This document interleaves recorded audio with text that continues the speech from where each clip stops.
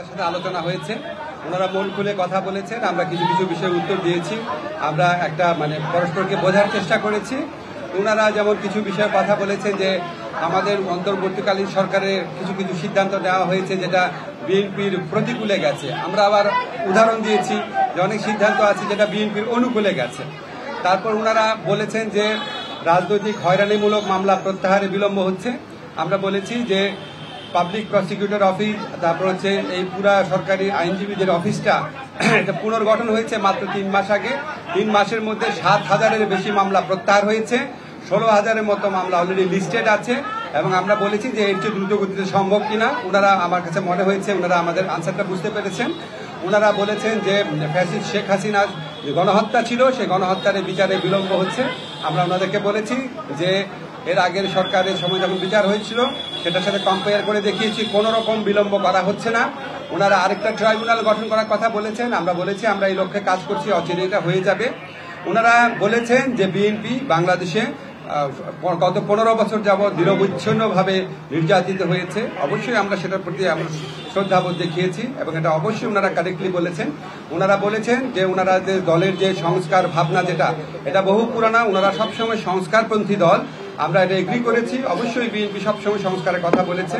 সবচেয়ে বড় কথা, বিএনপি আমাদের এই বিভিন্ন যে সংস্কারের জন্য গঠিত বিভিন্ন কমিশন আছে, বিশেষ করে ঐক্যমত্য কমিশনের যে প্রস্তাবাবলী আছে সেটা ক্ষেত্রে বিএনপি অত্যন্ত পজিটিভ এবং ইতিবাচক একটা রেসপন্স দেখিয়েছে।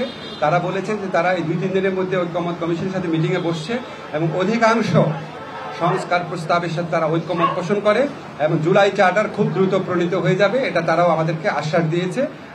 আমাদের কাছে মনে হয়েছে বিএনপি সংস্কারের ব্যাপারে অত্যন্ত আন্তরিক। একটা ব্যাপার নিয়ে একটুখানি আপনার ভিন্ন মত হতে পারে, সেটা হচ্ছে ওনারা যেটা বলেছেন এটা সত্যি যে ওনারা বলেছেন যে ডিসেম্বরের মধ্যে ইলেকশন হলে ভালো হয় এবং আমরা এখানে বলেছি এবং ওনারা বলেছেন যে এরকম আমাদের কথাবার্তার মধ্যে কিছু অস্পষ্টতা থাকে, কেউ কেউ আমাদের সরকারের কোনো কোনো উপদেষ্টা অন্যরকম কথা বলেন।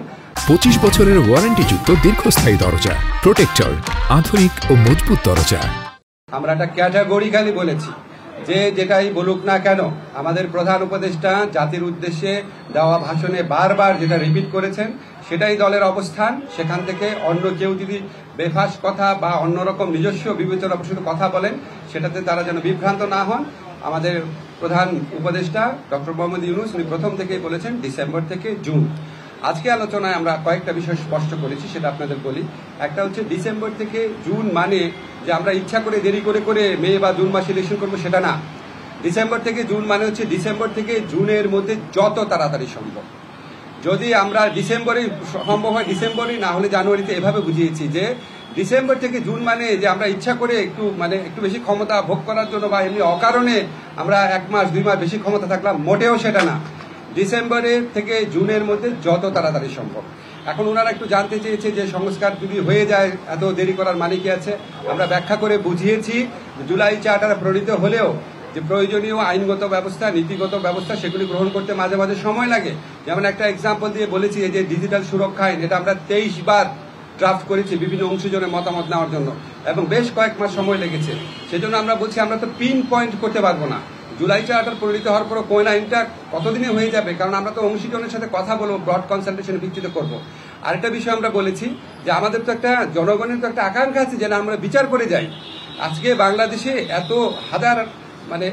হাজারের বেশি তরুণ জীবন দিয়েছে আর প্রায় 50-60 হাজার মানুষ আপনার শারীরিকভাবে পার্মানেন্টলি ক্ষতিগ্রস্ত হয়েছে, চোখ হারিয়েছে। তাদের যে বিচারের যে দাবি, এটা তো এই গণ অভ্যুত্থানের অন্যতম প্রধান আকাঙ্ক্ষা আছে। তা আমরা যদি কোনো বিচার না করে যাই, কোনো বিচার না করে আমরা যদি ইলেকশন দিই, আমরা মানুষের কাছে এবং নিজের কাছে জবাব দেবো কিভাবে? ফলে শুধু ইলেকশনটা সংস্কার, নির্বাচন, ইলেকশনের ব্যাপারটা সংস্কার, বিচার এবং আমাদের সরকারের গৃহীত কিছু পদক্ষেপের উপর নির্ভর করে। এই জন্যই ডিসেম্বর থেকে জুন টাইমলাইনটা বলা হয়। কিন্তু আমরা ক্যাটাগরিক্যালি বলেছি এটা কোনোভাবেই জুনের বেশি যাবে না। যে